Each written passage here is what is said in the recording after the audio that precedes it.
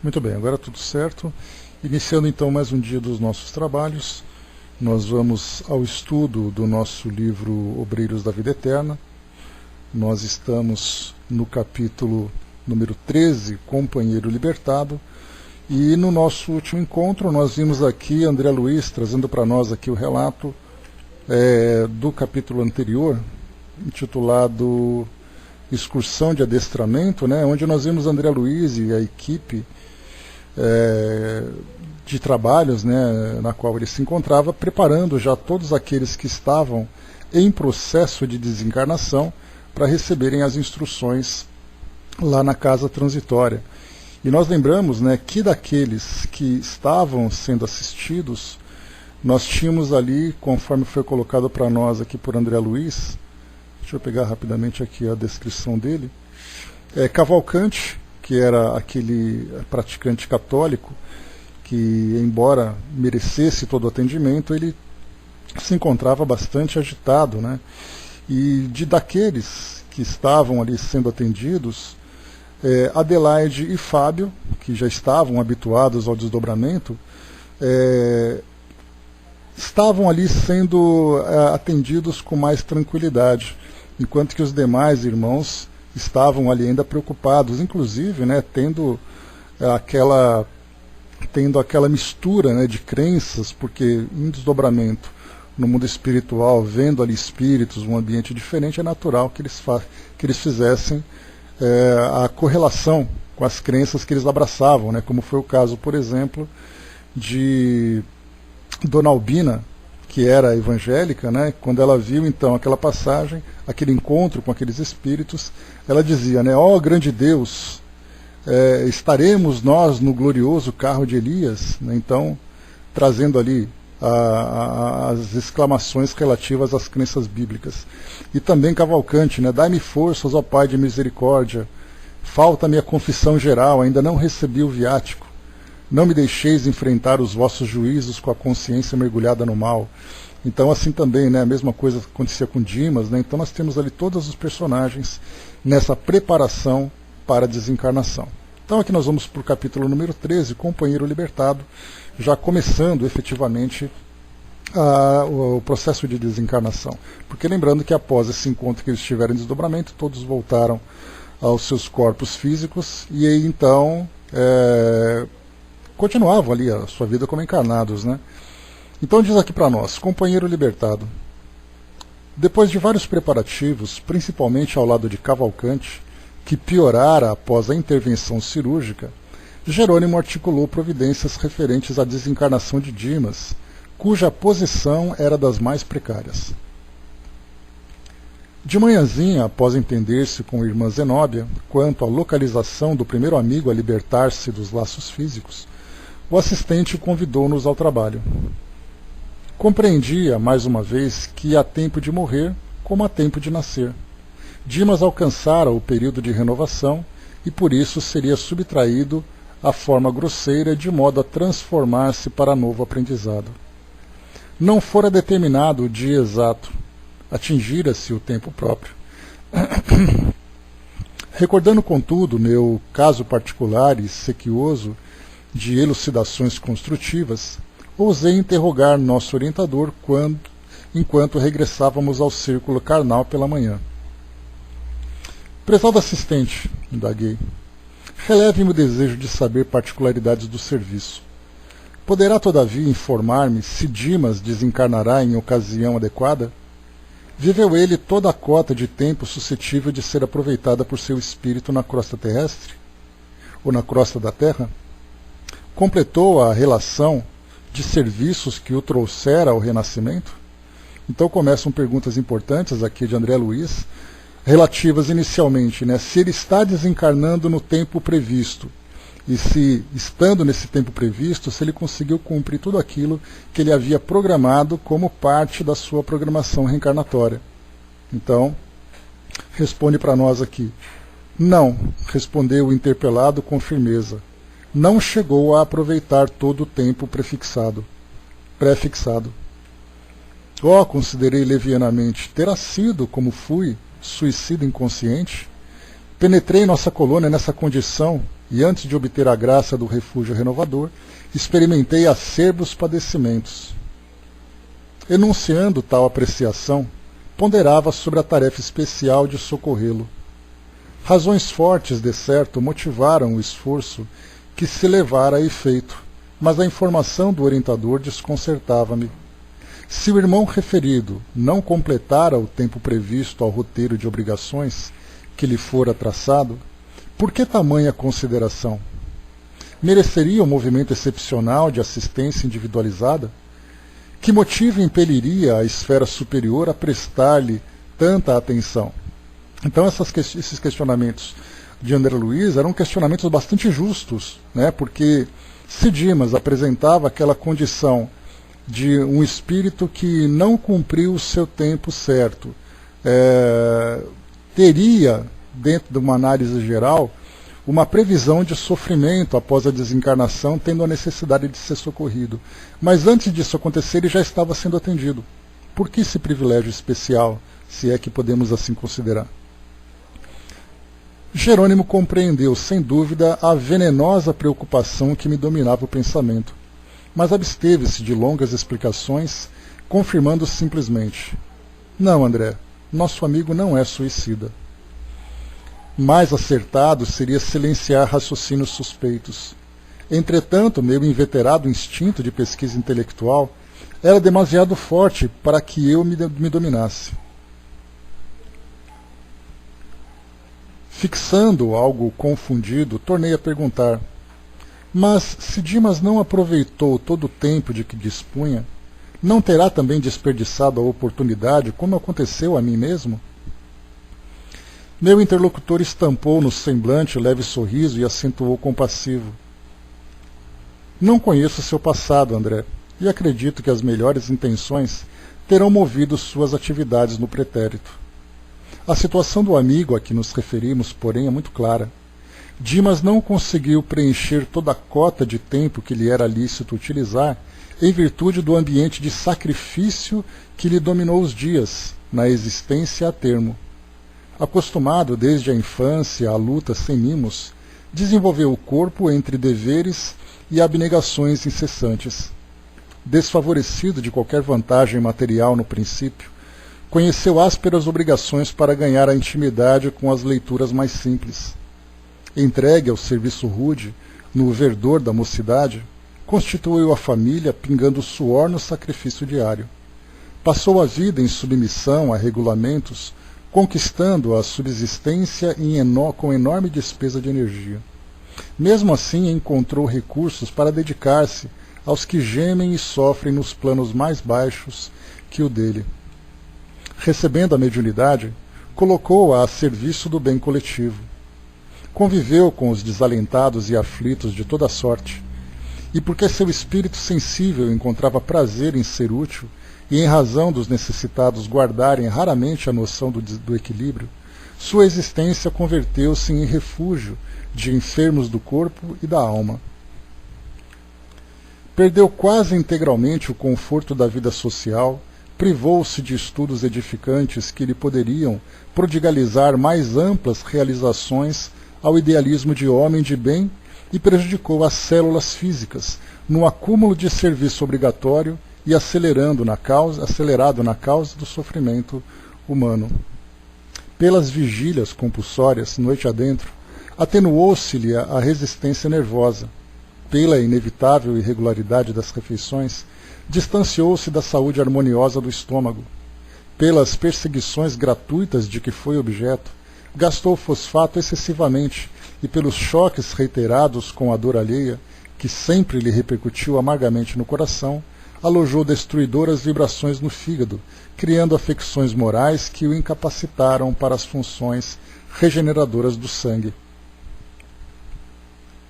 É verdade que não podemos louvar o trabalhador que perde qualquer órgão fundamental da vida física em atrito com as perturbações que companheiros encarnados criam e incentivam para si mesmos.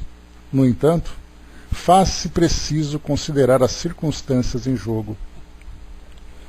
Dimas poderia receber com naturalidade semelhantes emissões destrutivas, mantendo-se na serenidade intangível do legítimo apóstolo do Evangelho. Todavia, não se organiza de um dia para outro o anteparo psíquico contra o bombardeio dos raios perturbadores da mente alheia. Como é fácil improvisar cais seguro ante o oceano em ressaca. Cercado de exigências sentimentais, subalimentado, mal dormido, teve as reiteradas congestões hepáticas convertidas na cirrose hipertráfica, portadora da desintegração do corpo. Interrompeu-se o orientador e, como eu me sentisse fundamente envergonhado pelo paralelo que inadvertidamente estabelecera, Jerônimo acentuou.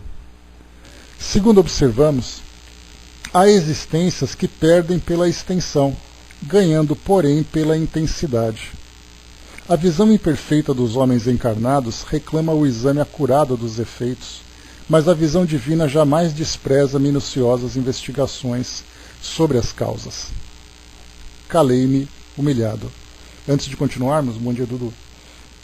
De continuarmos, nós vemos aqui então uma situação bastante constrangedora para André Luiz, porque já que ele se apresentava daquela forma, ou melhor, como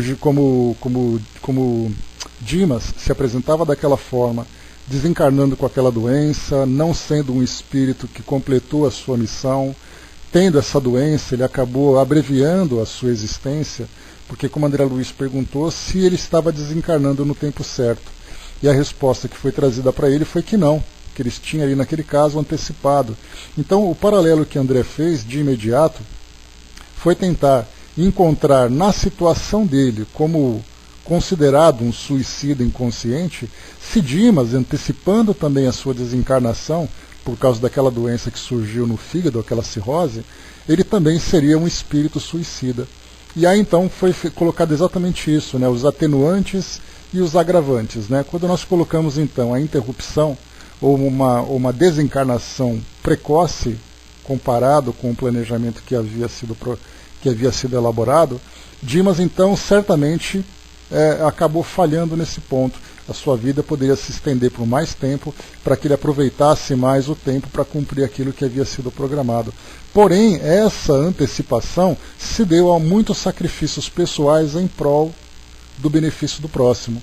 E aí então André Luiz, quando foi ouvindo o relato sobre a vida que Dimas levou, com todos os sacrifícios, as suas vigílias, as preocupações, embora ele tenha absorvido as dores alheias, né, e isso fez com que ele também passasse por muitas situações preocupantes e tudo mais, André Luiz se viu naquela condição de um indivíduo completamente distante daquela realidade pelo fato de, primeiro, ter tido uma vida abastada, né, só de Netuno, bom dia, uma vida abastada, tendo ali uma posição de destaque na sociedade, mas sendo também ali aquele bom vivant que aproveitou a vida para desfrutar de prazeres e não para poder se doar em benefício do próximo. Então, foram duas situações bem diferentes, e André Luiz ali pagou o preço, né, pela aquela curiosidade inicialmente instrutiva, mas por outro lado também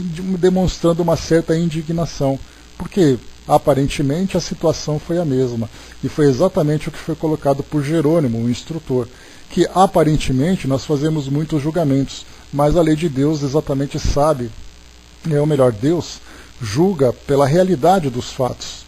E aí então, analisando todos esses pormenores, nós vimos ali diferenças abissais entre aquilo que Dimas viveu e aquilo que André Luiz viveu. Por isso então, o merecimento desse amparo, embora a situação problemática da desencarnação de Dimas. E continua, vamos lá.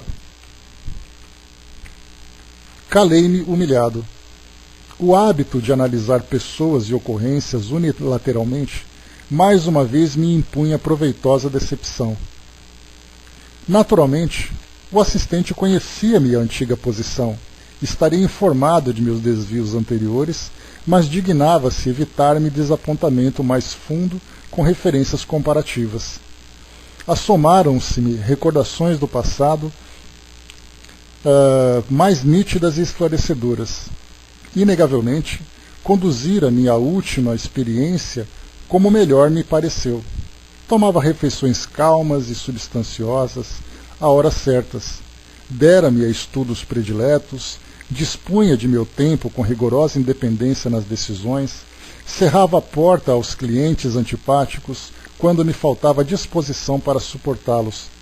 Nunca molestara o fígado por sofrimentos alheios, porque ele era pequeno para conter as vibrações destruidoras de minhas próprias irritações, ao sentir-me contrariado nos pontos de vista pessoais. E, sobretudo, aniquilara o aparelho gastrointestinal pelo excesso de comestíveis e bebedices aliados à sífilis, a que eu mesmo dera guarida, levianamente. Havia, portanto, muita diversidade entre o caso de Dimas e o meu. O dedicado servidor do bem empregara as possibilidades que o céu lhe confiara em benefício de outrem. Quanto a mim, centralizado em mim mesmo, gozara essas possibilidades até ao clímax, perdendo-me pela abusiva saciedade. Então André Luiz já assumiu aqui toda a realidade que o envolveu, vendo ali, né, o erro, o equívoco de tudo aquilo que ele viveu e as consequências naturais que ele sofreu ali após a desencarnação. Mas é claro, né, como sempre, talvez para ele seja um pouco constrangedor fazer essa comparação e se lembrar dos fatos do passado, mas agora, né, nesse período em que ele trabalha, ele já é um espírito que, naquele pleno processo de regeneração, já é um trabalhador, já é alguém que tem ali, o merecimento para estar naquela condição mais equilibrada e saindo agora daquela condição de servido, pelo fato de apresentar-se como um enfermo, como um doente, agora ele é um servidor, atendendo e auxiliando aqueles que precisam de ajuda. Então, nada melhor do que o tempo, o despertamento da consciência e a disposição de transformação para ver ali a mudança de um espírito. Mas ele tem ali o seu passado que ainda pesa na sua consciência. E esse é o detalhe, né, que os espíritos sempre trazem para nós, de uma das grandes instruções que nós temos, é sempre a questão do perdão e do auto-perdão. O perdão porque é natural que nós nos deparemos com as imperfeições alheias.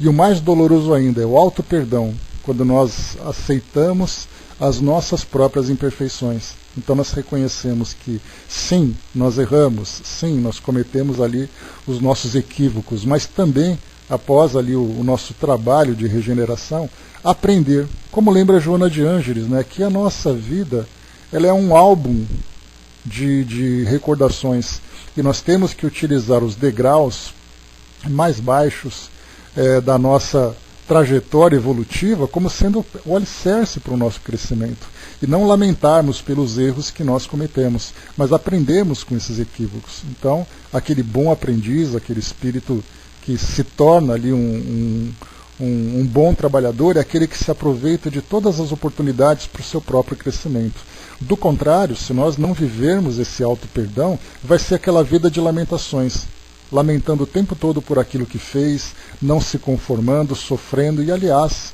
a gente lembra sempre, né, que dois grandes dramas que nós vivemos na nossa vida, pretérita e que sempre se tornam para nós obstáculos de evolução, é o medo e a culpa. São dois obstáculos imensos que nós temos uma dificuldade enorme de transpor.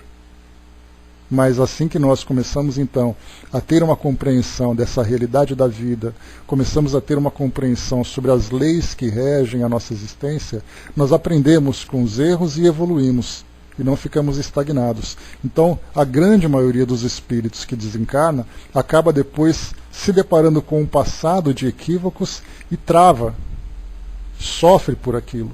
Em vez de simples, sim, eu errei, agora é hora de recomeçar, vou fazer tudo o que é possível e vamos em frente. E quando nós começamos a lembrar também aqui que a nossa existência, ela tem no seu planejamento, né, as necessidades evolutivas e reparativas de cada um de nós vamos perceber que as dificuldades que nós enfrentamos não são punições, não são castigos, não são faltas de sorte. Na verdade, são oportunidades de resgates, Então nós vemos a situação que nós vivemos, o grupo familiar onde nós estamos inseridos, as limitações do nosso corpo, as limitações da nossa vida social, o lugar que nós vivemos. Nós não lamentamos por isso. Na verdade, nós lamentamos por merecermos estar vivendo isso, e não pelo fato de termos isso agora. Porque aqueles que lamentam aquilo que estão vivendo agora simplesmente param e passam a vida nessa lamentação, nessa revolta, nessa tristeza. Quando nós temos a compreensão, nós olhamos para o passado e pensamos assim: foi lá que tudo começou. E é então aquela passagem, né, que se atribui ao Chico, mas na verdade ninguém sabe qual é a origem. Ninguém pode voltar atrás e fazer ali, né, e mudar o passado, mas pode começar agora e fazer um novo fim. Então, essa é a oportunidade que nós temos de perceber que tudo aquilo que nós vivemos agora não é uma causa do nosso sofrimento, mas é uma consequência. E nós temos que trabalhar com coragem, com determinação, essas consequências e evoluir a partir daqui. Então André Luiz ainda fica preso naquele constrangimento do passado, embora ele já esteja numa posição mais elevada, mais equilibrada, comparada à sua própria história. Continuando, vamos lá. Jerônimo era, porém, suficientemente bom para não comentar realidades tão duras. Reafirmando a generosidade espontânea que o caracterizava, desarticulou minhas impressões desagradáveis, tangendo novos assuntos. Ou seja, né, vamos mudar de assunto que fica melhor assim.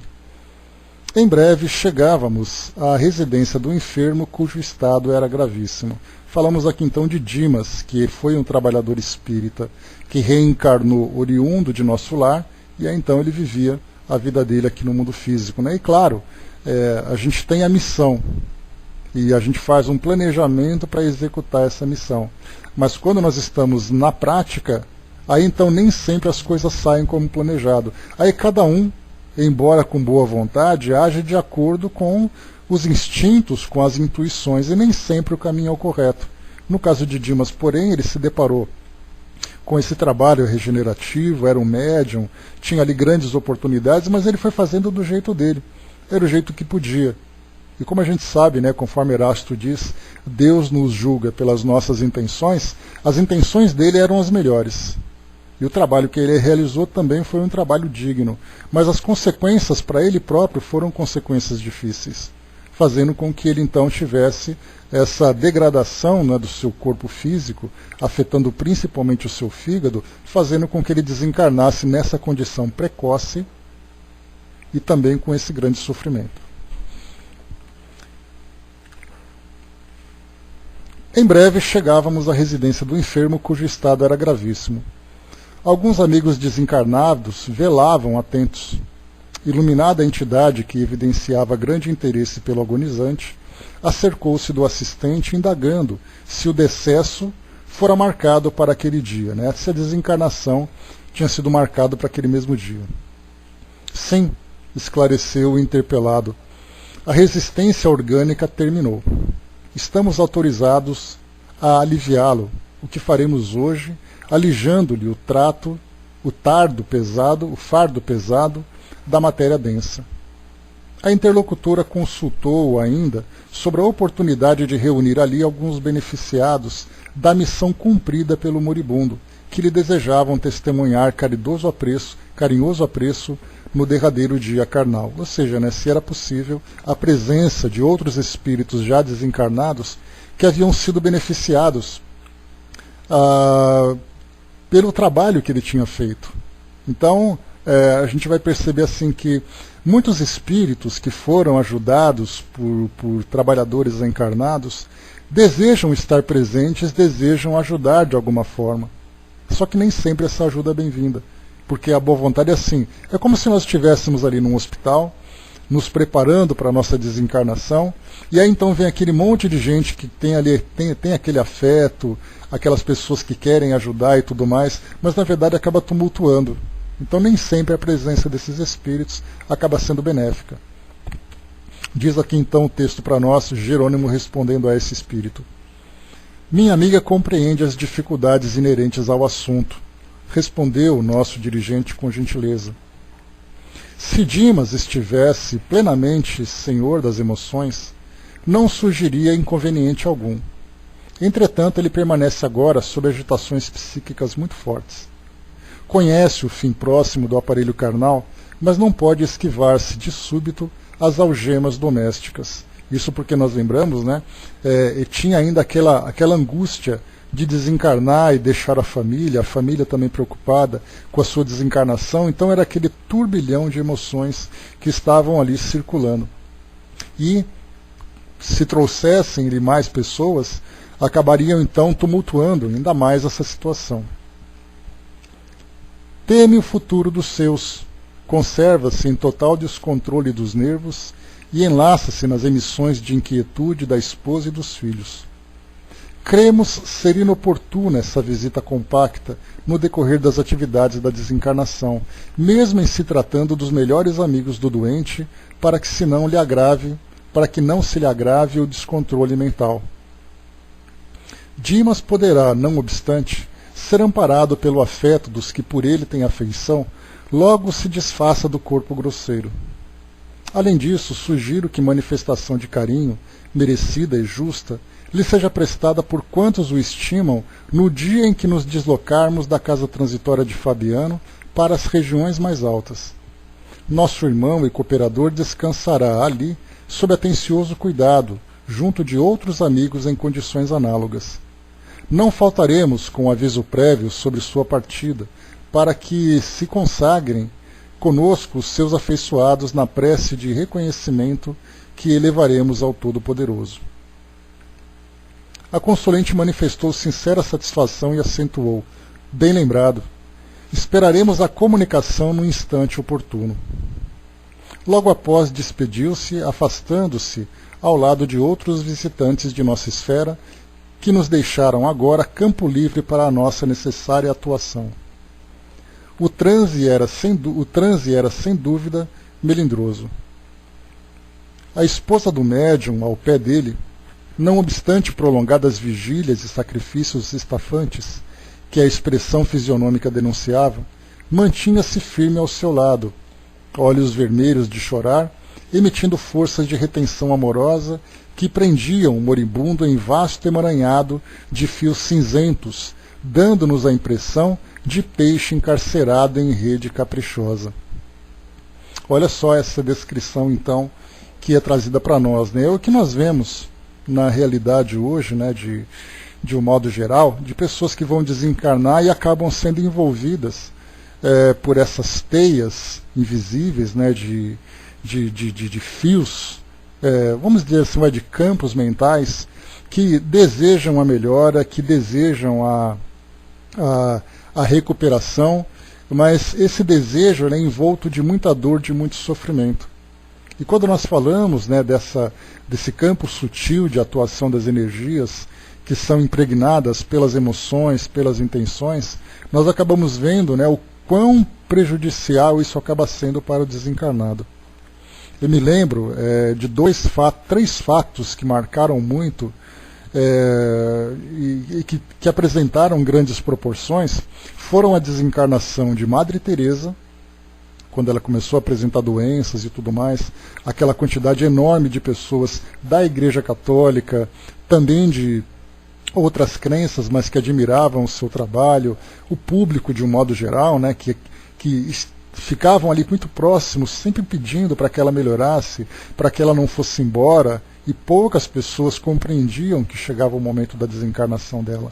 Lembro também de João Paulo II, naquele período em que ele estava muito doente, em que ele de vez em quando aparecia ali em algumas audiências públicas, né, quando ele aparecia no Vaticano. Teve até aquele momento que ele foi tirado ali com tosse, engasgando. Vocês devem se lembrar desses fatos. E aquele monte de gente ali na Praça do Vaticano, pessoas do mundo todo pedindo para que ele melhorasse, e ele então chegando no momento final. E a terceira foi o próprio Chico, que na época também acabou passando por isso, ele hospitalizado, bastante debilitado, e aquela quantidade enorme de espíritas, embora compreendendo o momento da desencarnação, né, um homem com mais de 90 anos de idade, com toda aquela situação, já demonstrava sinais de que era chegado o momento da desencarnação. E muitos espíritas então pediam para que ele não fosse. Então nós encontramos ali um trabalho para esses 3 espíritos, que são espíritos notórios, né, para a nossa história contemporânea, que eram grandes missionários, o grande trabalho que os espíritos tiveram para protegê-lo dessas emanações mentais, que embora fossem enviadas com as melhores intenções, eram emanações que prejudicavam o desenlace. Porque ele ficava, como foi colocado por essa comparação aqui, era aquele peixe que ficava preso naquela teia, né, naquela rede, que não deixava que ele se libertasse. Nesse caso nós temos aqui, em menor proporção, o caso da família fazendo isso. E nós vemos isso em todos os hospitais. Se nós fôssemos agora em vários hospitais espalhados pelo mundo todo e víssemos ali pessoas nessa condição de moribundos, prontos para desencarnação, as famílias próximas sempre com aquela preocupação. E aí nós temos, né, os espíritos já falaram sobre isso, e isso já é também, né, algo que faz parte da cultura popular, aquela melhora da morte. A pessoa se encontra ali bastante debilitada, tem aquela pequena melhora, a família dá aquela aliviada e é o momento então da desencarnação. E aí os espíritos dizem, né, que em muitos casos esse é de fato um recurso que é utilizado para fazer com que a família diminua um pouco, pelo menos, a tensão dessas teias que prende o espírito e que não permite. Claro que isso não vai impedir que o espírito desencarne, mas quanto maior a tensão que é dirigida para o desencarnante, maior é a dificuldade do seu desprendimento. Porque não apenas existe aquela preocupação, mas a própria mente do desencarnado, conectada com a mente do familiar, sente aquela dor, sente aquele medo, ele também acaba sendo contagiado, né, por causa dessa, contaminado, né, por causa dessa grande preocupação, e ele próprio acaba dificultando. Porque se ele fica relaxado, fica tranquilo, ele vai se libertando, apesar dessas dificuldades. Agora, se ele entra em sintonia com essas mentes próximas, aí então ele acaba prejudicando cada vez mais. E aí nós veremos em outros casos a necessidade dos espíritos de deixar inconsciente o desencarnado para que ele facilite a desencarnação. A separação, sem dúvida, Osmar, né? Porque a gente lembra que a visão que se tem do mundo hoje é um sofrimento muito grande por parte de quem ficou. Mas a doutrina espírita mostra para nós os 2 lados dessa moeda. A preocupação de quem fica, a dor de quem fica da separação e a dor também de quem partiu. Porque a impressão que se tem de um modo geral é que aquele que desencarna, desencarna na boa. Não, ele morreu, então ele vai para o céu, ele vai tranquilamente, ele não olha para trás. E conhecendo a realidade que nós temos do mundo espiritual, nós vamos então percebendo que o espírito sente, sofre da mesma forma que os encarnados, muitas vezes até mais, dependendo do grau de apego que ele tem. Então ele acaba sofrendo muito, ele acaba prejudicando cada vez mais a sua desencarnação e até mesmo a sua continuidade no mundo espiritual, porque ele não só sofre para se libertar, que depois dessa liberdade ele volta à convivência da família, né? Em todo sentido, exatamente. Então, se tem afeto entre as pessoas, esse afeto não desaparece. A dificuldade que nós temos é essa habilidade com isso de modo equilibrado. Então, é uma educação para a morte, né? Nós temos aquele livro de Herculano Pires que fala exatamente isso. O que é você se educar para a morte? É você entender a realidade do espírito, de que forma você lidar com educação para a morte. Educação para a morte que eu falei, né? Então, saber lidar com os sentimentos, compreender a realidade, preparar-se para isso, é uma necessidade que nós temos na educação do espírito em todas as suas esferas de ação. Continuando. Então, como foi colocado para nós, então a esposa, né, emitindo forças de retenção amorosa, olha só, retenção amorosa, parece uma contradição, mas nós compreendemos essa realidade. É o amor que faz com que ela tenha aquele apego, e esse apego acaba depois retendo o espírito. Que prendiam o moribundo em vasto emaranhado de fios cinzentos, dando-nos a impressão de peixe encarcerado em rede caprichosa. Jerônimo apontou a bondoso e explicou: nossa pobre amiga é o primeiro empecilho a remover. Improvisemos temporária melhora do agonizante, a fim de sossegar-lhe a mente aflita. Somente depois de semelhante medida conseguiremos retirá-lo sem maior impedimento. As correntes de força exteriorizadas por ela infundem vida aparente aos centros de energia vital, já em adiantado processo de desintegração. Está vendo o assunto que a gente falou agora? Essa temporária melhora, para que ela possa sossegar a mente aflita. Recomendou o assistente que Luciana e Hipólito se mantivessem ao lado da senhora, modificando-lhe as vibrações mentais e instruindo-me para coadjuvar-lhe a influenciação como se fazia mister. Lembrando que a equipe de trabalhadores era Jerônimo, como coordenador, André Luiz, Hipólito e a enfermeira Luciana, que era ali também uma das trabalhadoras, né? Então, esse grupo de 4 participantes atuaria junto a esses 5 espíritos. Vemos aqui então o primeiro contato.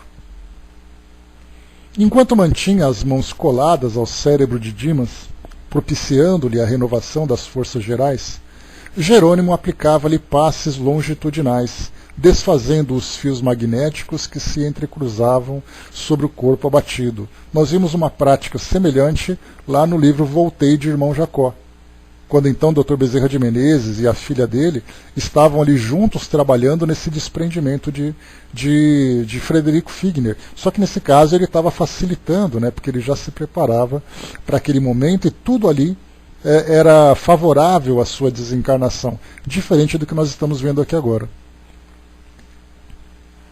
Reparei que o moribundo se encontrava já em dolorosas condições. Plenamente desorganizado, o fígado começava definitivamente a paralisar suas funções. O estômago, o pâncreas e o duodeno apresentavam anomalias estranhas. Os rins pareciam praticamente mortos. Os glomérulos prendiam-se aos ramos arteriais como pequeninos botões arroxeados. Os tubos coletores, enrijecidos, prenunciavam o fim do corpo. Sintomas de gangrena pesavam em toda a atmosfera orgânica. Aqui nós vamos entrar numa situação curiosa, que aquilo que nós vimos, né, na última quinta-feira, quando nós estudamos sobre os minerais e os vegetais, quando nós falamos sobre a beleza dos processos. Aqui nesse caso, o corpo entrando em colapso, né, vimos ali uma reação em cadeia dos órgãos, um acabando prejudicando o outro, e aquele tudo colapsando, tudo desabando, né, na sua estrutura, e nós vemos ali então o espírito se libertando. Então, ver isso da perspectiva espiritual é algo realmente curioso e fascinante. A título de estudo, embora isso afete moralmente o espírito e todos aqueles que estão próximos, né, mas a gente vê que de que forma que acontece a morte propriamente dita. Nós temos hoje programas, né, que produzem documentário, como é o caso do Discovery, que estudava assim o que é a morte. A morte é porque morreu e o indivíduo foi embora. Né? Só que, na verdade, quando a gente vai estudando, vários casos, né? Um caso, por exemplo, de envenenamento, o que acontece durante esse processo? Quais são os órgãos que vão sendo afetados? Por que esses órgãos são afetados? No caso, por exemplo, de um infarto, mostra detalhadamente com gráficos, né? O coração teve esse problema, acabou causando isso, causando aquilo, e foi levando gradualmente a morte, né? No caso de um acidente, por exemplo, houve rupturas de órgãos, esses órgãos foram prejudicados dessa forma, acabaram levando a outros prejuízos, e assim, cada uma das situações que nós vamos encontrando, a morte tem ali, né, uma sequência de eventos que levam a esse fim. Isso é, sem dúvida nenhuma, para quem estuda, para quem gosta dessa parte da biologia, é algo fascinante, embora toda a dor moral que isso acabe provocando. Arnaldo colocou: não existe uma corrente no movimento contrário às gestuais do passe, afirmando que tudo se dá na mente, né? Pode falar sobre isso para nós? Nós falamos, né? Deixa eu ver aqui, Paulo Henrique estudioso de Mesmer, afirma que os seguidores dele mudaram a maneira de transmitir o magnetismo, criando os gestuais. É que, na verdade, a gente coloca, né, quando foi estudado por Kardec, a parte do magnetismo, Kardec aplicava passes como magnetizador, e depois ele começou a aplicar passe como magnetizador e espírita, porque ele tratava exatamente das irradiações dessas energias a partir das mãos. É uma forma de se direcionar essa força magnética, por isso os gestos, né? Porque, do contrário, é como se todo mundo ficasse parado em volta mentalizando. Só que quando você mentaliza, você pode movimentar esses fluidos, mas quando você direciona, colocando, estando mais próximo daquele que recebe, aí então você canaliza suas energias e faz essas irradiações. Inclusive estudos que mostram pessoas, por exemplo, que têm vidência, que são capazes de ver essas energias, sentem de fato, né, observam de fato as irradiações por parte, né, através desses membros, através das mãos. Agora a questão de gestuais em si, o direcionamento é necessário, como os próprios magnetizadores trabalhavam e como o próprio Kardec fazia também. E também, como vimos, né, essa percepção de videntes que são capazes de ver essas emanações. Inclusive, para aqueles que trabalham com passes de cura, relatam, por exemplo, que no momento em que você vai direcionar o passe, você sente uma expansão do perispírito naquela região das mãos, que é como se as mãos ficassem inchadas, as mãos ficassem mais pesadas, né? E isso mostra que existe de fato uma canalização. Então muitas vezes a gente quer imaginar que sim, tudo se dá pelo pensamento, ok, mas é capaz de trabalhar apenas com o pensamento. Então não adianta, nós queremos fazer com que a natureza dê saltos numa condição em que nós nos encontramos. Há a necessidade dessa canalização de energias da nossa parte. E assim como nós vemos também os próprios espíritos, como é o caso relatado por André Luiz, como foi relatado pelo Frederico Figner também, que os espíritos também fazem essa canalização, postando as mãos, por exemplo, sobre determinados órgãos durante cirurgias espirituais, durante processos de desencarnação. Então, muitas vezes, as pessoas, esses críticos, né, dessas práticas, acabam desejando que nós tenhamos uma atitude que demandaria uma elevação muito grande, que apenas o pensamento fosse capaz de controlar tudo. E nós não somos assim ainda.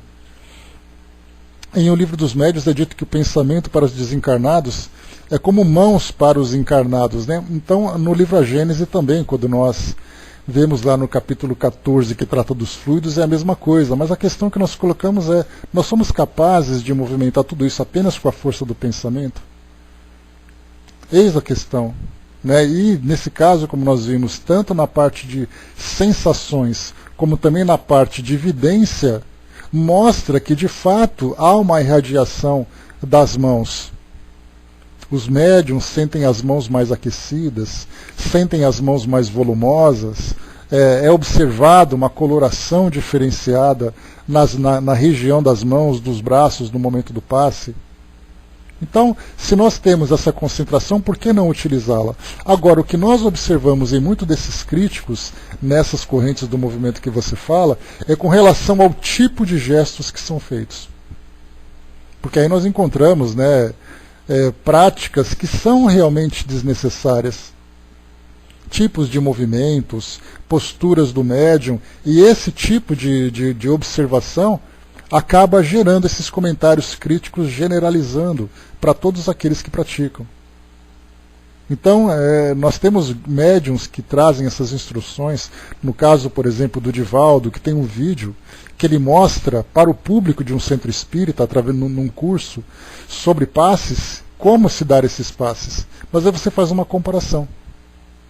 Né, o tipo de passe que ele dá, outros que dão aqueles passes chapiscando, outros que dão um passe bufando, o outro que dá um passe tocando, o outro que faz... Aí cada um faz de um jeito, e essa diversidade acaba encontrando aqueles que estão mais próximos do ideal, como aqueles que estão bem distantes do ideal. Aí então olham para esses que provocam, que fazem esses, que realizam esses passes mais bizarros, vamos dizer assim, e acabam depois se criticando de um modo geral. Então, tudo indica que sim, a postura de mãos, a concentração das mãos gera um efeito real nas sensações de quem pratica e na observação daqueles que têm capacidade. Se nós temos esse resultado, então é porque ele tem de fato um efeito. A Didima colocou, né? Deixa eu ver, tá. O Dudu colocou, né? Assim se vê essa irradiação indo do médium para o necessitado. E até o retorno desses raios que mudam de cor de acordo com a necessidade, né? As mãos às vezes se espetam, né? Parecem inchar-se. Sim, porque é uma expansão do perispírito, né? Então dá essa sensação. Então, assim, tudo mostra que tem efeito de fato essa imposição. Agora, para aqueles que acham que não há necessidade, ele vai ter que mostrar que realmente tem efeito, porque teoricamente, né, Dudu colocou que percebe também. Então, para aqueles que teoricamente dizem que não é preciso, isso é teoria. Agora, na prática, os efeitos são sentidos e são percebidos. Então, isso tem uma eficiência, tem uma eficácia de fato. Além dos próprios relatos, das instruções, das revelações que os espíritos trazem, do efeito desse tipo de aplicação de passes. Né? E mais uma vez também a gente lembra, né, que Kardec não era simplesmente um praticante do magnetismo, ele era um estudioso do magnetismo. E ele falava sobre a aplicação de passes, a imposição de mãos, então na verdade, a bola agora está com quem é o crítico dessas práticas, né, Arnaldo? Eles têm que provar que essas imposições não têm eficácia e que somente a mente é o suficiente. Cabe a eles agora, né? Agora, com relação a esses gestuais, há necessidade de educar aqueles que praticam, né, esses gestos de um modo até estranho também, né?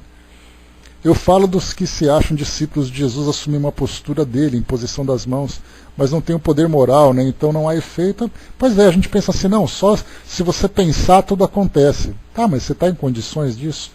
Você tem essa capacidade mental tão pura e tão poderosa a ponto de você não precisar fazer nada? Eis a questão, né? Vamos lá aqui, observando então mais uma vez essa situação aqui. O Dudu lembrou aqui antes, né? Eu sempre digo que o passe de imposição de mãos irá acabar um dia, tudo vai ser pensamento, né? Quando a gente não tiver mais necessidade do corpo físico. E ainda assim, teremos que caminhar bastante ainda no mundo espiritual. Mas ainda tem muito que se fazer. O que mais me impressionava, porém, era a movimentação da fauna microscópica.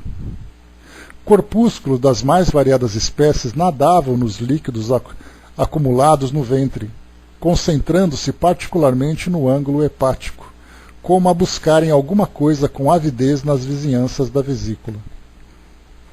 O coração trabalhava com dificuldade. Enfim, o enfraquecimento atingira o auge. Precisamos fornecer-lhe melhoras fictícias, asseverou o dirigente das nossas atividades, tranquilizando-lhe os parentes aflitos. A Câmara está repleta de substâncias mentais torturantes. Então falava sobre o ambiente onde ele se encontrava, aquelas correntes mentais bastante sofridas e bastante perturbadas circulavam e prejudicavam ali o desenlace do nosso Dimas. O assistente principiou, então, a exercer intensivamente sua influência. Dimas, de raciocínio obnubilado pela dor, não divisava a nossa presença. Os atritos celulares, pelo rápido desenvolvimento dos vírus portadores do coma, impediram-lhe percepções claras. As proveitosas faculdades mediúnicas que ele possuía haviam caído em temporário eclipse ante os choques do sofrimento. Era, porém, extremamente sensível à atuação magnética. Pouco a pouco, com a interferência de Jerônimo, o amigo acalmou-se, respirou em ritmo quase normal, abriu os olhos fundos e exclamou reconfortado: "Graças a Deus, louvado seja Deus." Um dos filhos, a contemplá-lo de olhos súplices, seguiu-lhe as palavras, ansioso, indagando num gesto de alívio: "Melhorou, pai?" "Oh, sim, meu filho, agora respiro mais livremente." "Sente os amigos espirituais ao seu lado?" tornou o rapaz cheio de fé. O enfermo sorriu algo triste e retrucou: "Não, Quero crer que o sofrimento físico cerrou a porta que me comunicava com a esfera invisível. Mesmo assim, estou confiante. Jesus não nos desampara. Fixou a companheira em lágrimas e aduziu. Todos nós experimentaremos a solidão nos grandes momentos de aferir valores espirituais. Estou convencido de que os nossos guias do plano superior não me olvidarão das necessidades. Entretanto, não devo esperar que tomem cuidado permanente comigo. Falava em voz quase imperceptível em virtude do abatimento, entrecortando as palavras na respiração opressa. A senhora, vacilante, estava inteiramente amparada por Luciana, que a abraçava afetuosa. Viam-se-lhe os sinais de angustioso cansaço. Lágrimas espessas corriam-lhe dos olhos congestionados. Jerônimo agora pousava a destra na fronte do moribundo, proporcionando-lhe força, inspiração e ideias favoráveis ao desdobramento de nossos serviços. Dimas mostrou novo brilho no olhar, encarou a companheira, esforçando-se por parecer tranquilo, e rogou: querida, vá descansar. Peço-lhe, tantas noites a fio de sentinela acabarão por aniquilá-la. Que será de mim, doente e exausto, se o desânimo surpreender-nos a todos? Fez mais longo intervalo e prosseguiu. Repouso é meu pedido. Ficaria tão satisfeito se a visse mais forte. Não se retarde. Sinto-me muito melhor e sei que o dia será de calma e reconforto. Cedendo às instâncias do esposo e docemente constrangida pela influência de Luciana e Hipólito, a matrona recolheu-se ao quarto. Em vista das melhoras obtidas, houve expansão de júbilo familiar. O médico foi chamado. Radiante, o clínico asseverou que os prognósticos contrariavam suposições anteriores. Renovou as indicações, dispensou os anestésicos e recomendou ao pessoal doméstico que entregasse o doente ao repouso absoluto. Dimas acusava melhoras surpreendentes. Era razoável, portanto, que a câmara fosse deixada em silêncio para que ele tivesse um sono reparador. O Esculápio atendia-nos ao desejo. Em breves minutos, o compartimento ficou solitário, facilitando-nos o serviço. O assistente distribuiu o trabalho a todos nós. Hipólito e Luciana, depois de tecerem uma rede fluídica de defesa em torno do leito, para que as vibrações mentais inferiores fossem absorvidas, permaneceram em prece ao lado, enquanto eu mantinha a destra sobre o plexo solar do agonizante. Então nós estamos vendo aqui a postura tanto de Jerônimo, postando as mãos na região cerebral, enquanto André Luiz colocava aqui no plexo solar. Então cada um ali aplicando esses passes, para facilitar esse desligamento através da imposição de mão, como nós vemos aqui. E o detalhe também importante que nós vimos agora: foi criado então uma rede fluídica de defesa em torno do leito para que essas vibrações fossem absorvidas. Então, como eu comentei com vocês sobre essas personalidades que acabam desencarnando em torno de uma tempestade de pensamentos, de lamentações e de sofrimentos, imaginemos os campos de força que são criados em torno deles para facilitar a desencarnação, para evitar que essas emanações, por mais bem intencionadas que sejam, não atrapalhem a desencarnação do enfermo. Porque não é apenas uma questão de influência magnética, é também de uma influência emocional, fazendo com que aquele que vai desencarnar absorva esses pensamentos de sofrimento e fique preso, se prenda, se dificulte cada vez mais a sua própria libertação. E continuando. Iniciaremos agora as operações decisivas, declarou-nos Jerônimo, resoluto. Antes, porém, forneçamos ao nosso amigo a oportunidade da oração final. O assistente tocou-o demoradamente na parte posterior do cérebro. Vimos que o agonizante passou a emitir pensamentos luminosos e belos. Não nos via, nem nos ouvia de maneira direta, mas conservava a intuição clara e ativa. sob o controle de Jerônimo, experimentou a imperiosa necessidade de orar, e embora os lábios cansados prosseguissem imóveis, assinalamos a rogativa mental que endereçava ao Divino Mestre. Meu Senhor Jesus Cristo, creio que atingi o fim do meu corpo, do corpo que me deste por algum tempo como dádiva preciosa e bendita. Eu não sei, Senhor, quantas vezes feri a máquina fisiológica que me confiaste. Inconscientemente, quebrei-lhe as peças com o meu descaso, menosprezando patrimônios sagrados, cujo valor estou reconhecendo em mais de 12 meses de sofrimento carnal incessante. Não te posso implorar a bênção da morte pacífica, porque nada fiz de bom ou de útil por merecê-la. Mas se é possível, amado médico, socorre-me com o teu compassivo e desvelado amor. Curaste paralíticos, cegos e leprosos. Por que te não compadecerás de mim, miserável peregrino da terra? Seus olhos deixaram escapar lágrimas abundantes. Após breves minutos, observamos que o agonizante recordava a meninice distante. Na tela miraculosa da memória, revia o colo materno e sentia sede do carinho de mãe. Oh, se pudesse contar com o socorro da abençoada velhinha que a morte arrebatara há tantos anos, refletia. Premido pelas doces reminiscências, modificou o quadro da súplica, lembrou a cena da crucificação de Jesus, insistiu mentalmente por vislumbrar o vulto sublime de Maria e, sentindo-se de joelhos, diante dela implorou: Mãe dos céus, Mãe das mães humanas, refúgio dos órfãos da terra, sou agora também menino frágil com fome de afeto, do afeto maternal nesta hora suprema. Ó Senhora Divina, Mãe de meu Mestre e de meu Senhor, digna-te abençoar-me.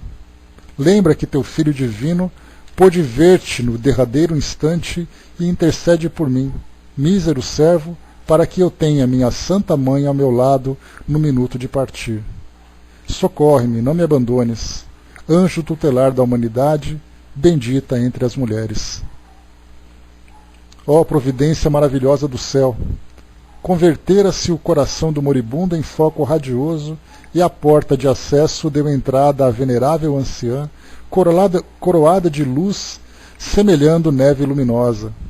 Ela se aproximou de Jerônimo e informou, após desejar-nos a paz divina: sou a mãe dele. O assistente comentou da urgência da tarefa que nos aguardava e confiou-lhe o depósito querido. Em breves instantes, tínhamos perante os olhos inovidável quadro afetivo.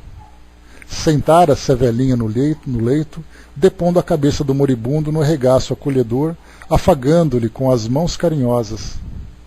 Em virtude do reforço valioso no setor da colaboração, Hipólito e Luciana, atendendo ao nosso dirigente, foram velar pelo sono da esposa para que as suas emissões mentais não nos alterassem o esforço. No recinto permanecemos os três apenas. Dimas, experimentando indefinível bem-estar no regaço materno, parecia esquecer agora todas as mágoas, sentindo-se amparado como criança semi-inconsciente, quase feliz. Ordenou Jerônimo que me conservasse vigilante, de mãos coladas à fronte do enfermo, passando logo após ao serviço complexo o silencioso de magnetização.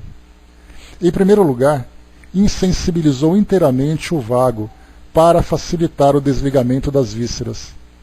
A seguir, utilizando passes longitudinais, isolou todo o sistema nervoso simpático, neutralizando mais tarde as fibras inibidoras do cérebro. Descansando alguns segundos, asseverou: não convém que Dimas fale agora aos parentes. Formularia talvez solicitações descabidas. Indicou o desencarnante e comentou sorrindo: noutro tempo, André, os antigos acreditavam que entidades mitológicas cortavam os fios da vida humana. Nós somos parcas autênticas, efetuando semelhante operação. E porque eu indagasse tímido por onde iríamos começar, explicou-me o orientador. Segundo você sabe, há 3 regiões orgânicas fundamentais que demandam extremo cuidado nos serviços de liberação da alma. O centro vegetativo, ligado ao ventre, como sede das manifestações fisiológicas. O centro emocional, zona dos sentimentos e desejos, sediados no tórax. E o centro mental, mais importante por excelência, situado no cérebro. Minha curiosidade intelectual era enorme. Entendendo, porém, que a hora não comportava longos esclarecimentos, abstive-me de indagações. Dá para imaginar, né, a tempestade mental que André Luiz vivenciava naquela hora, né, querendo perguntar tudo que ele via, porque ele fazia uma avaliação não apenas médica pela medicina terrena, como também agora observando na medicina espiritual. Então eram fenômenos que estavam acontecendo naquele momento. E esses fenômenos, para quem tem essa curiosidade mais científica, mais técnica, como era o caso de André Luiz, cada detalhe mereceria ali um esclarecimento. Só que, na verdade, naquela hora, era uma hora de assistência. Era uma hora assim, de pensamento voltado para o auxílio, para a caridade, não para respostas, né? Certamente depois ele poderia arrastar Jerônimo para o lado e perguntar para ele, agora me explica tudo o que aconteceu, né? Mas naquele momento não era a hora. Pois é, e não apenas para nós, né, Didimar, mas para ele próprio, porque ele era alguém que tinha essa ansiedade, essa necessidade de respostas, de conhecimento pela sua própria natureza. E muitos de nós seremos assim também.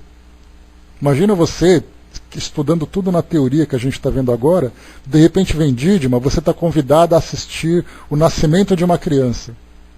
De repente você começa a ver tudo acontecendo e quer perguntar, quer entender, só que você tem que estar ali para poder prestar assistência, né? Então minha curiosidade intelectual era enorme. Entendendo, porém, que a hora não comportava longos esclarecimentos, abstive-me de indagações. Jerônimo, todavia, gentil como sempre, percebeu-me o propósito de pesquisa e acrescentou: noutro ensejo, André, você estudará o problema transcendente das várias zonas vitais da individualidade. Aqui, só para me lembrei agora aqui de um fato que eu vivenciei. Então, na época, eu era estudante de educação física, né? Então, aulas de anatomia, aulas de fisiologia, tudo isso acontecia. E, ao mesmo tempo, né, eu como militar, eu trabalhava no hospital da aeronáutica aqui em São Paulo e trabalhava na área de enfermagem. Então, houve uma cirurgia de emergência, então eu acabei sendo escalado para ajudar numa cirurgia de apêndice.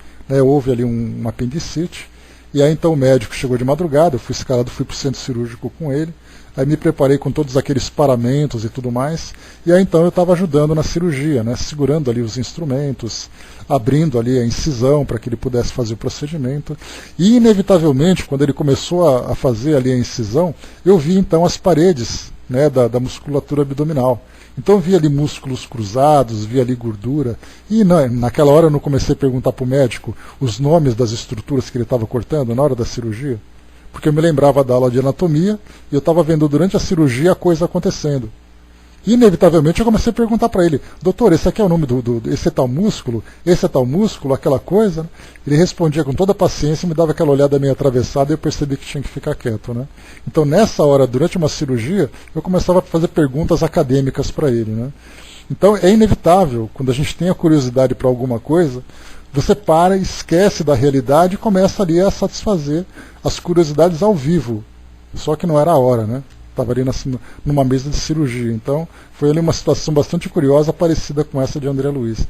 Eu espero me conter quando eu tiver também essas situações, né, da próxima vez. Né? Então, coisas bem curiosas vão acontecendo. Continuando, vamos lá.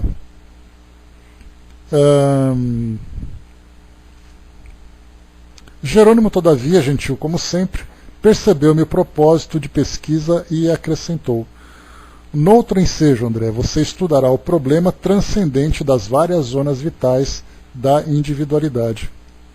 Pois é, exatamente. Deixa eu ver aqui. Aconselhando-me cautela na administração de energias magnéticas à mente do moribundo, começou a operar sobre o plexo solar. Vai com Deus, Didima, beijos. Começou a operar sobre o plexo solar, desatando laços que localizavam forças físicas. Com espanto, notei que certa porção de substância leitosa extravasava do umbigo, pairando em torno. Esticaram-se os membros inferiores com sintomas de esfriamento. Dimas gemeu em voz alta, semi-inconsciente. Acorreram amigos assustados. Sacos de água quente foram-lhe postos nos pés, mas antes que os familiares entrassem em cena, Jerônimo, com passes concentrados sobre o tórax, relaxou os elos que mantinham a coesão celular no centro emotivo, operando sobre determinado ponto do coração, que passou a funcionar como bomba mecânica, desreguladamente. Nova cota de substância desprendia-se do corpo, do epigastro à garganta, mas reparei que todos os músculos trabalhavam fortemente contra a partida da alma, opondo-se à liberação das forças motrizes em esforço desesperado, ocasionando angustiosa aflição ao paciente. O campo físico oferecia-nos resistência, insistindo pela retenção do senhor espiritual. Então, olha só, o campo físico oferecia resistência para a retenção do espírito. Então é aquela briga, o corpo querendo se manter vivo e o espírito querendo se libertar. O corpo, nesse caso, por causa das energias que o envolviam, obviamente, já que o corpo não tem vontade própria. Com a fuga do pulso, foram chamados os parentes e o médico, que acorreram presunçosos. No regaço maternal, todavia, e sob nossa influenciação direta, Dimas não conseguiu articular palavras e concatenar raciocínios. Aqui, quando eu falei para vocês sobre o corpo não tem vida própria, não tem vontade própria, embora ele não tenha vontade, ele tem mecanismos que ele procura, se auto-reparar tanto quanto possível para que ele se mantenha vivo.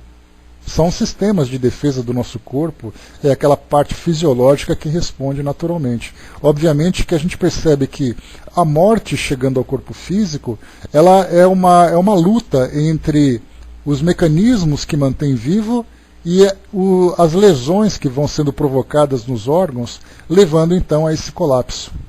Então, é essa briga que existe entre a parte de defesa contra a autodestruição, ou contra a destruição propriamente dita, como é o caso, por exemplo, que acontece com acidentes, com infecções, Então, é uma briga de um contra o outro, e aí a gente vê depois no final quem vai vencer essa batalha, Poderia ser o instinto de conservação também. Essa é uma parte mais moral, Arnaldo? Então, aqui como nós vimos, no caso do Dimas, ele estava sendo atendido, assistido pelos espíritos, para que ele tivesse ali uma mente mais tranquila, uma mente mais serena, para que aceitasse aquele momento. Então, certamente, esse instinto de conservação está presente. Em outra obra de André Luiz, se eu não me engano, vai ser no próximo livro que nós vamos estudar, No Mundo Maior, tem um caso de desencarnação de um espírito que é resistente à desencarnação. Ele não é espírita, ele não tem aquela consciência espiritual, ele quer ficar vivo, ele está preocupado com a esposa que está ficando, ele está preocupado com o patrimônio que ele está deixando. Então ele resiste de todas as formas a essa desencarnação. E é aí então que os espíritos utilizam o passe para deixá-lo inconsciente para facilitar. Nesse caso, é sem dúvida nenhuma a parte de sobrevivência dele. Esse instinto de sobrevivência. Então, é uma parte, é o instinto de conservação. Essa é uma parte mais moral. Mas o corpo físico, nesse caso, tem ali os seus próprios mecanismos de reparação. Que nesse caso estão falhando, obviamente, porque os órgãos estão falhando naquela reação em cadeia. Mais um pouquinho para frente, vamos lá?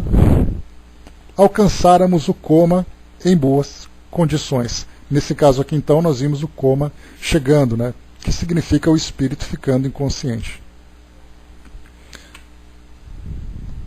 O assistente estabeleceu reduzido tempo de descanso, mas volveu a intervir no cérebro. Era a última etapa. Concentrando todo o seu potencial de energia na fossa romboidal, Jerônimo quebrou alguma coisa que não pude perceber com minúcias, e brilhante chama, violeta dourada, desligou-se da região craniana, absorvendo instantaneamente a vasta porção de substância leitosa já exteriorizada. Quis fitar a brilhante luz, mas confesso que era difícil fixá-la com rigor. Em breves instantes, porém, notei que as forças em exame eram dotadas de um movimento plasticizante. A chama mencionada transformou-se em maravilhosa cabeça, em tudo idêntica do nosso amigo em desencarnação, constituindo-se após ela todo o corpo perispiritual de Dimas, membro a membro, traço a traço.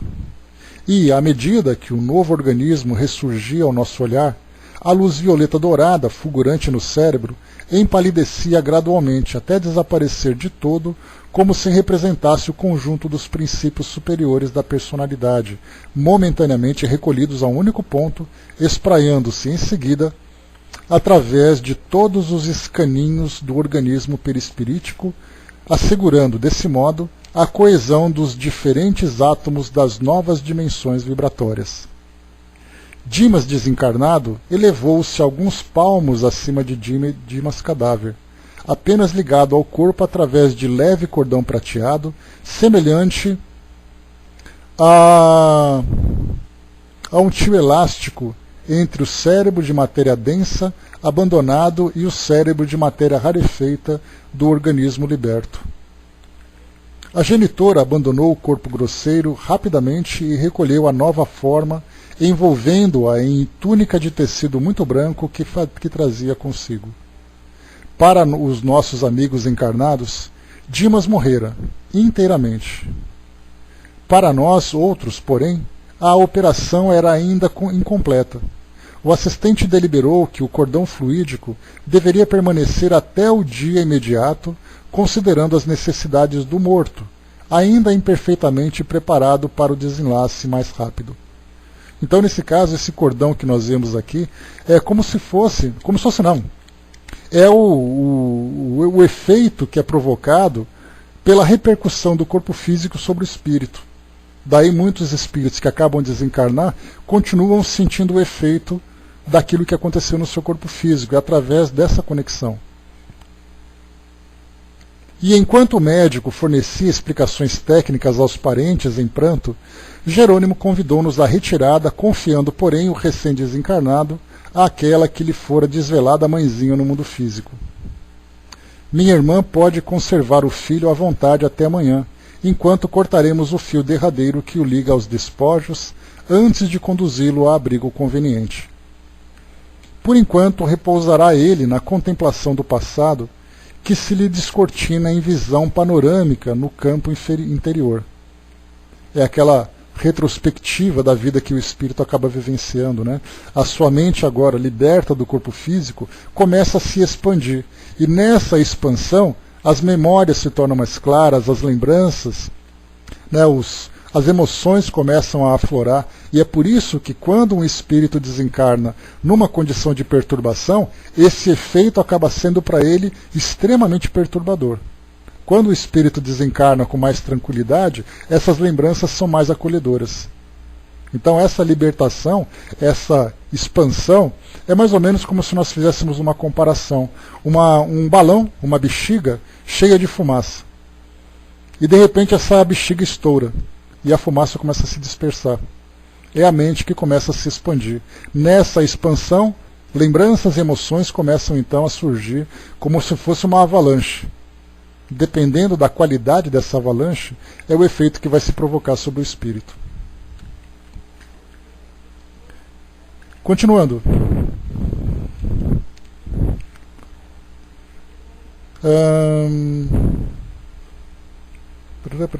Além disso, acusa debilidade extrema após o laborioso esforço do momento. Por essa razão, somente poderá partir em nossa companhia, findo o enterramento dos envoltórios pesados, aos quais se une ainda pelos últimos resíduos. A anciã agradeceu com emoção e, dando a entender que lhe respondia às arguições mentais, o assistente concluiu: convém mostrar guarda aqui, vigilante, para que os amigos apaixonados e os inimigos gratuitos não lhe perturbem o repouso forçado de algumas horas.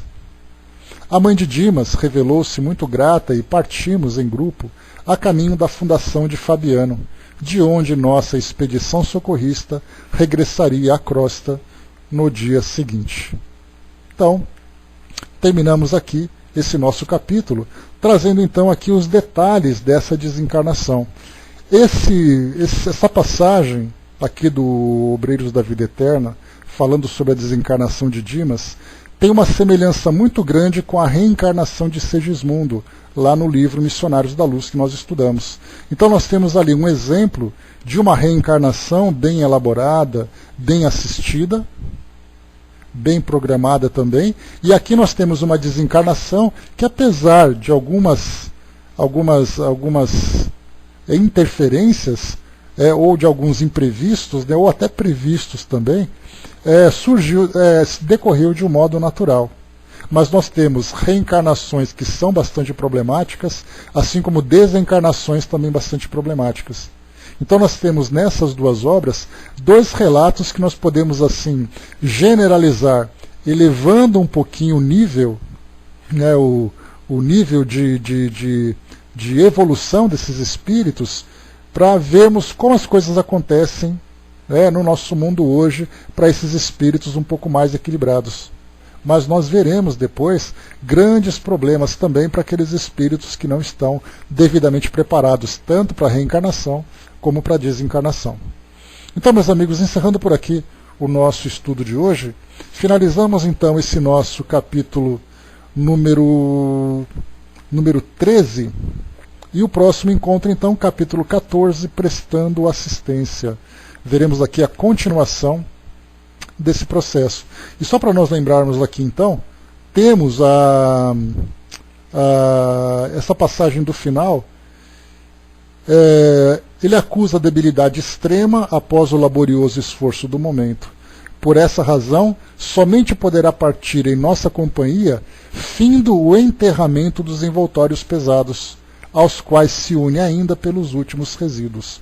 Ou seja, somente após o sepultamento dele no dia seguinte é que eles vão então finalizar esse processo. Aparentemente poderia dizer, não, rompam-se esses laços e leve o espírito embora. Mas tudo no seu tempo, tudo com a devida cautela para que o espírito seja